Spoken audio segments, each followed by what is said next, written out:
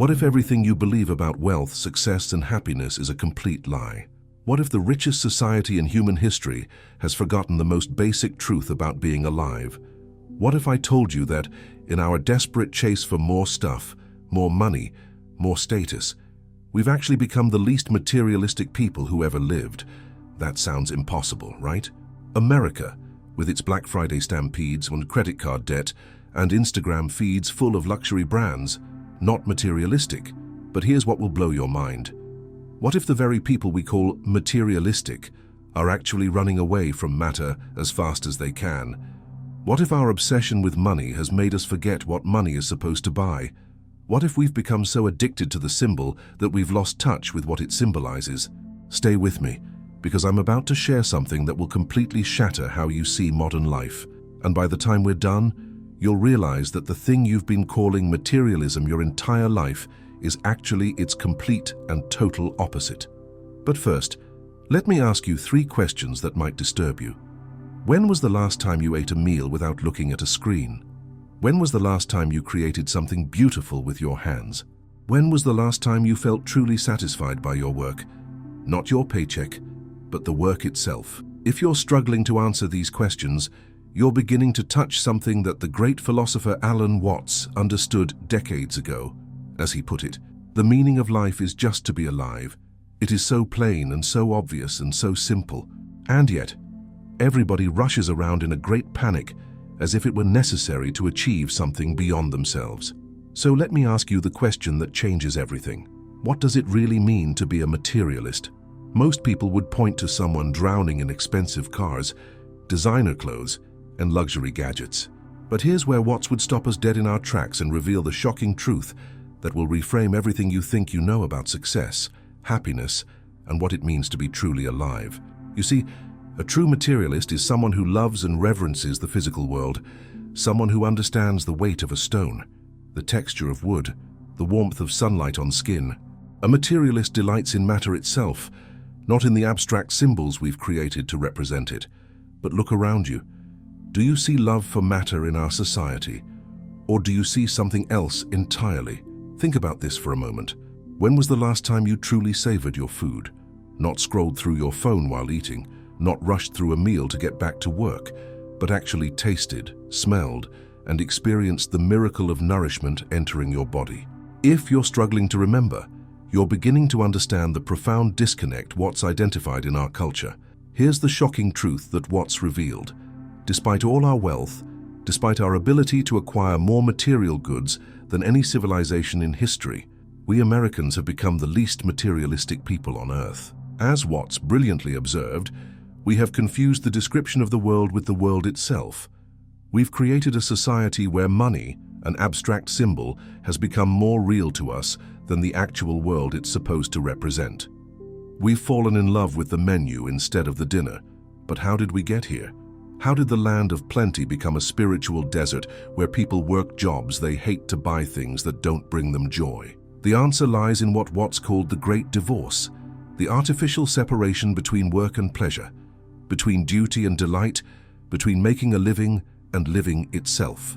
Let's dive deeper into this myth of materialism that's captured our collective imagination. When Watts looked at American society, he saw something tragically ironic. Here was a nation blessed with incredible natural resources, advanced technology, and unprecedented wealth, yet its people had lost the ability to use matter in beautiful ways. We had confused accumulation with appreciation, quantity with quality, having with being. Consider this. A true materialist would be someone like a master chef who understands how heat transforms ingredients, how spices dance together, how the simple act of cooking becomes a meditation on the elements themselves. Or think of a woodworker who feels the grain beneath their fingers, who understands that each piece of timber has its own story, its own wants and resistances. These are people who have a genuine relationship with the material world. But what do we see instead in our supposedly materialistic culture? We see people who can't cook, who don't know how to grow food, who have never built anything with their hands, who consume pre-packaged, processed experiences just as readily as they consume pre-packaged or processed meals. We've become spectators to matter rather than participants with it. And here's where it gets even more tragic.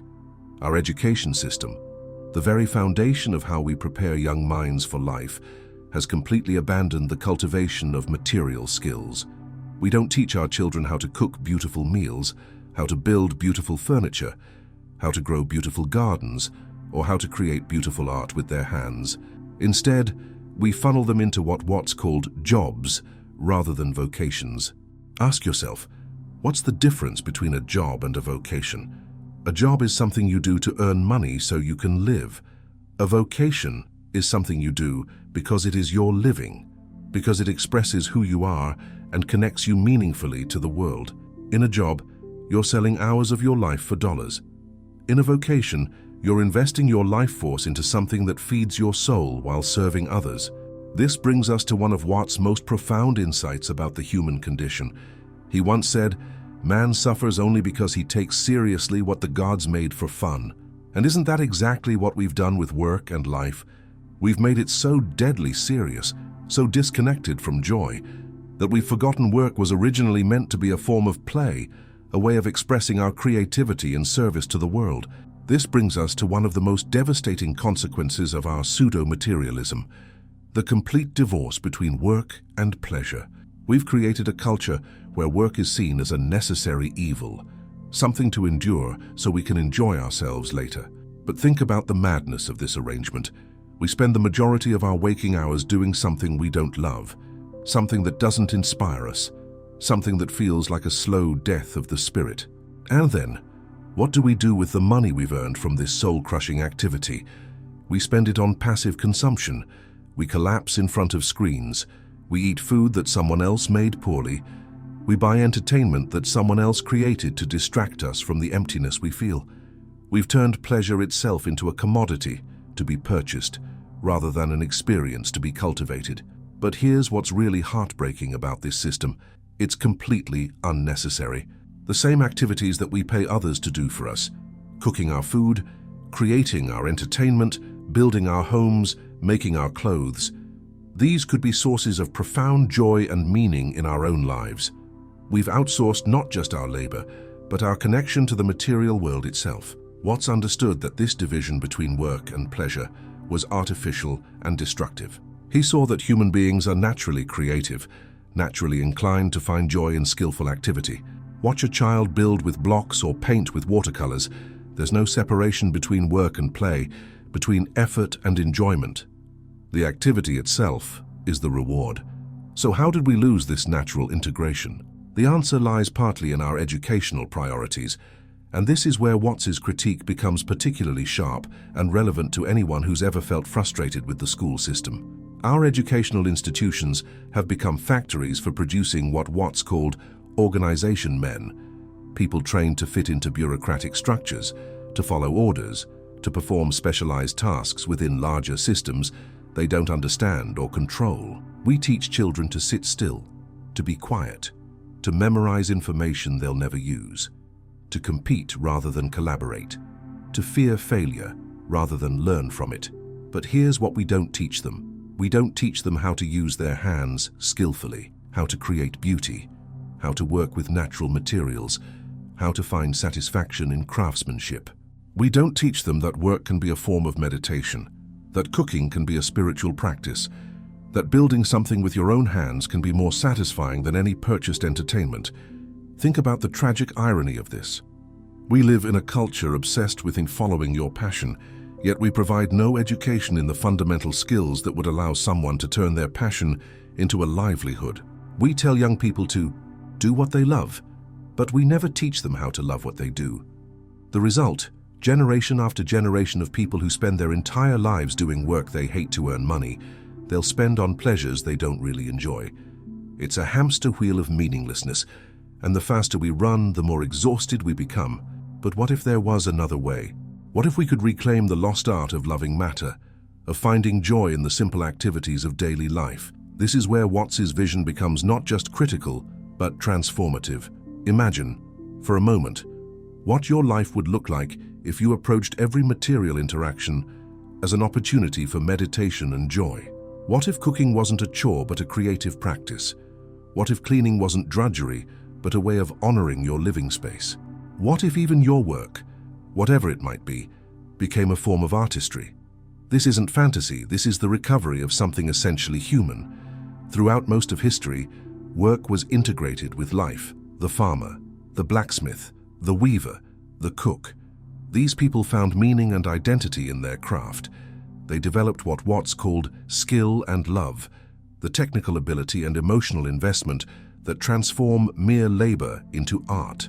And here's the revolutionary insight. This transformation doesn't require special talent or years of training. It requires only a shift in consciousness, a decision to approach material activities with presence and care rather than hurried distraction. But to understand how profound this shift could be, we need to look at how we currently treat the basic materials of existence: our food, our time, our physical spaces. In our rush to optimize and efficiently consume, we've lost the ability to simply be present with the matter of our lives. Take food, for example. Food is perhaps the most intimate way we interact with the material world. We literally take matter into our bodies and transform it into ourselves. Yet how do most people in our culture relate to food? It's seen as fuel, as convenience, as something to be consumed as quickly and efficiently as possible, so we can get on with more important things. We've created a food system that prioritizes speed over nourishment, convenience over connection, profit over pleasure. We eat while driving, while working, while watching screens. We consume meals that were prepared by machines, shipped across continents, and designed more for shelf stability than for taste or nutrition. But imagine if we approached food the way a true materialist would. Imagine taking time to select ingredients, to understand where they came from, to appreciate their colors, textures, and aromas. Imagine the meditation of chopping vegetables, the alchemy of combining flavors, the satisfaction of creating nourishment with your own hands. This isn't just about food, this is about reclaiming your relationship with matter itself, and it goes beyond food. Think about how we treat time, another fundamental aspect of material existence. We talk about spending time, saving time, wasting time, as if time were money rather than life itself. We rush through experiences to get to other experiences, always focused on the next thing rather than the present moment. Or consider how we treat physical spaces. Our homes become warehouses for possessions rather than sanctuaries for living. We accumulate objects but don't really see them, touch them, appreciate them. We live surrounded by matter but disconnected from it, like ghosts haunting our own lives. This disconnection has deeper consequences than we might realize.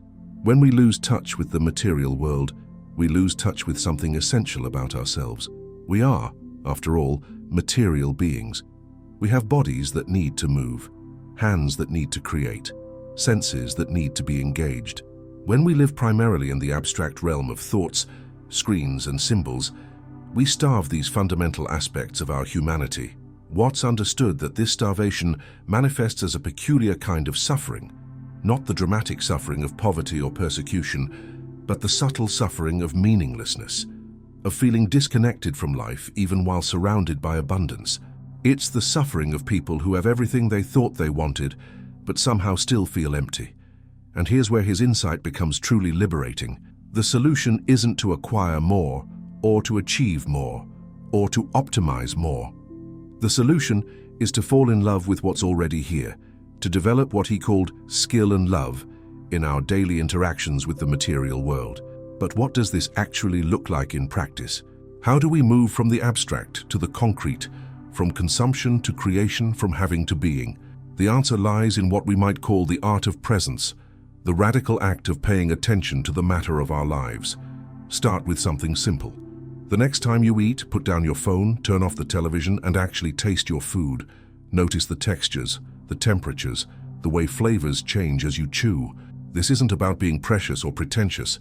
It's about waking up to an experience you have multiple times every day, but rarely actually notice. Or try this. The next time you walk outside, feel your feet touching the ground. Notice the air moving across your skin. Look at the sky, really look at it, as if you were seeing it for the first time. These simple acts of material awareness can be profoundly grounding and satisfying in ways that no purchased entertainment can match. The goal isn't to become some kind of purist who rejects all technology or convenience. The goal is to rebalance your relationship with matter and abstraction, to reclaim your capacity for direct experience, to rediscover the joy that comes from skillful engagement with the physical world. And as you begin to cultivate this awareness, something remarkable happens. Activities that once felt like chores begin to reveal their hidden dimensions. Cooking becomes chemistry and creativity. Cleaning becomes a moving meditation. Even routine work can become an opportunity for craftsmanship and care. This is what Watts meant when he said that pleasure comes not from money, but from skill and love. When you develop skill, the ability to do something well, and combine it with love, genuine care and attention, even the most mundane activities can become sources of deep satisfaction. But here's the really revolutionary part. When work becomes a form of art, when daily activities become sources of joy, the whole artificial distinction between earning money and living your life begins to dissolve. You start to see opportunities to make a living doing things you actually care about, things that express your creativity and serve others meaningfully. This doesn't mean everyone needs to become an artisan or craftsperson, though some might. It means bringing an artisan's consciousness to whatever you do. It means approaching your work, whatever it is, as an opportunity to create value and beauty rather than just to earn a paycheck.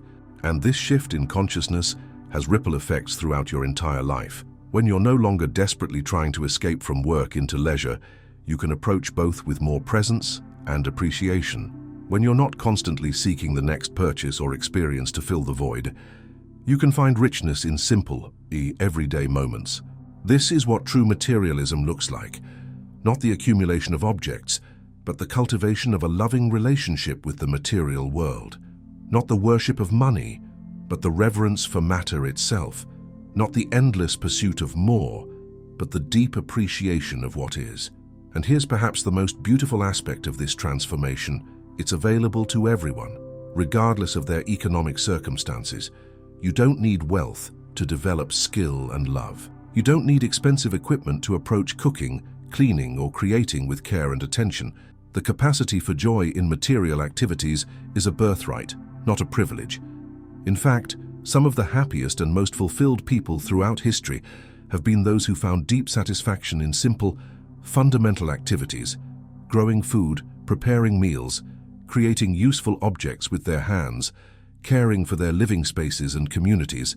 They understood something we've forgotten: that the good life isn't about having the most, but about being most fully present to what we have. So here's the invitation that Watts offers us: to reclaim our birthright as material beings, to rediscover the joy that comes from skillful interaction with the physical world, to heal the artificial division between work and pleasure, duty and delight. This isn't about going backward to some romanticized past.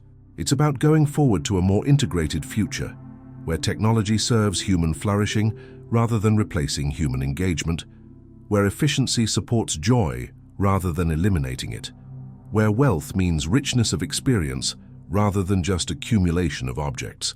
The path forward isn't complicated, but it does require a fundamental shift in consciousness. It requires us to slow down enough to actually experience our lives, to pay attention to the matter of our existence, to approach daily activities with the same care and creativity we might bring to our hobbies or passions.